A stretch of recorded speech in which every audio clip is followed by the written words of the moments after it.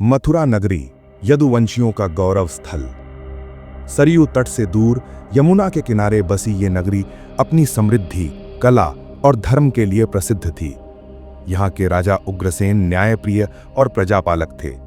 उनके शासन में प्रजा सुखी थी, नगर में उत्सवों की धूम रहती थी, व्यापार फलता फूलता था। लेकिन इस सुनहरी तस्वीर में एक छाया थी, राजा का पुत्र कंस। कंस अपार बलशाली था, रथ संचालन और युद्ध कला में निपुण, परंतु उसका स्वभाव अहंकार और क्रूरता से भरा था। उसकी महत्वाकांक्षा इतनी बढ़ी कि उसने छल बल से अपने ही पिता को राजगद्दी से उतारकर कारागार में डाल दिया और स्वयं मथुरा का राजा बन बैठा। उग्रसेन की पुत्री देवकी रूप, गुण और स्नेह की प्रतिमूर्ति थी।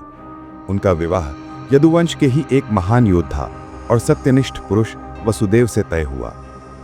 विवाह का दिन आया।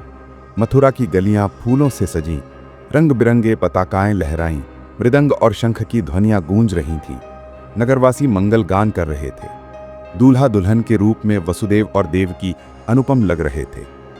कंस अपनी बहन से असीम प्रेम करता था, इसलिए स्वयं उसका रथ हाँककर ससुराल छोड़ने चला।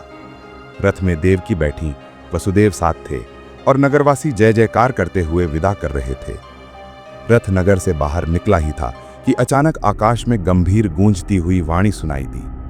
हे कंस, जिस बहन को तू प्रेम पूर्वक विदा कर रहा है, उसी का 8वां पुत्र तेरा काल बनेगा और तुझे मृत्यु के घाट उतारेगा।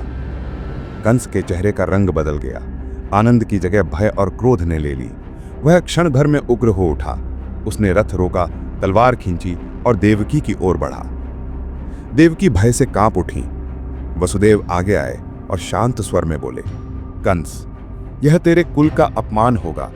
यदि तुम्हें अपने प्राणों का भय है तो मैं वचन देता हूं, देवकी से उत्पन्न हर संतान को तुम्हारे हवाले कर दूंगा। कंस कुछ देर सोच में पड़ा। आकाशवाणी झूठ भी हो सकती है, परंतु वचनबद्ध वसुदेव पर उसे भरोसा था।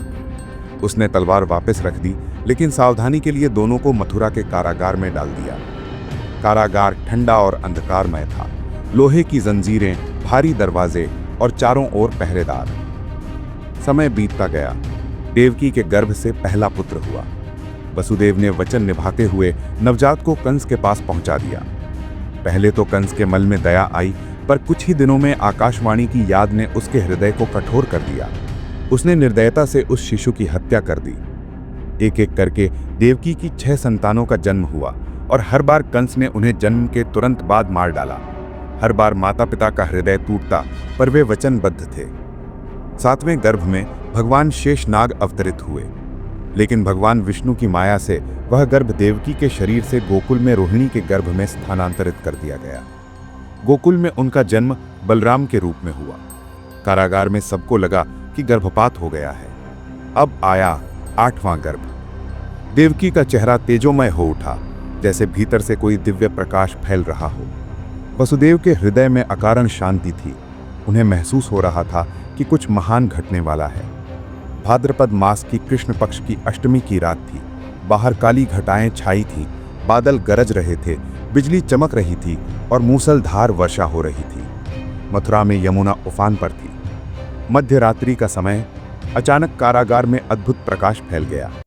देवकी ने देखा, उनके सामने स्वयं भगवान विष्णु खड़े हैं, चतुर्भुज रूप में, हाथों में शंख, चक्र, गदा, पद्म, पीतांबर धारण, गले में कौस्तुभ मणि और वनमाला। भगवान बोले, माता पिता, मैं विष्णु हूं। तुम्हारे और इस पृथ्वी के कल्याण के लिए कृष्ण रूप में अवतरित हुआ हूं। अब तुम मुझे गोकुल में नंद और यशोदा के घर पहुंचा दो। क्षण भर में वो दिव्य रूप एक सुंदर नवजात बालक के रूप में बदल गया। पहरेदार गहरी नींद में सो गए। लोहे की जंजीरें टूट गईं, भारी दरवाजे अपने आप खुल गए। वसुदेव ने टोकरी में बालक को रखा, सिर पर उठाया और बरसाती रात में कारागार से बाहर निकले। बाहर यमुना नदी उफान पर थी। वसुदेव ने साहस जुटाया और जल में उतरे। जल कमर से ऊपर था, लहरें तेज थीं, परंतु उसी समय शेषनाग प्रकट हुए और अपने विशाल फण से टोकरी को ढक लिया। वर्षा की एक बूंद भी बालक पर न गिरी। वसुदेव ने यमुना पार की और गोकुल पहुंचे। वहां नंद के घर में उसी समय यशोदा ने एक कन्या को जन्म दिया था।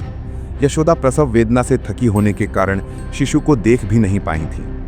वसुदेव ने कृष्ण को यशोदा की शैया पर सुलाया, कन्या को टोकरी में रखा और मथुरा लौट आए। कारागार में प्रवेश करते ही दरवाजे और जंजीरें पहले की तरह हो गई। सुबह होते ही कंस को सूचना मिली कि 8वां बच्चा जन्म ले चुका है।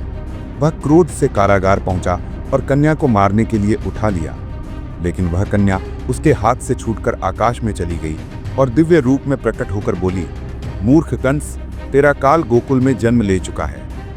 कंस भय से कांप उठा। उसके मन में चिंता, क्रोध और भय का तूफान उमड़ पड़ा। उसने तुरंत अपने गुप्तचरों को चारों दिशाओं में भेज दिया कि किसी भी तरह उस बालक को ढूंढा जाए। उस समय तक गोकुल में नंद के आंगन में बधाइयों की गूंज थी।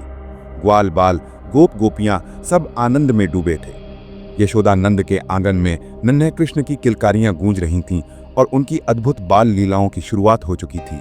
पूतन वध, शक्टासुर मर्दन, कालिय नाग का दमन, गोवर्धन पर्वत धारण और अंत में मथुरा आकर कंस का वध।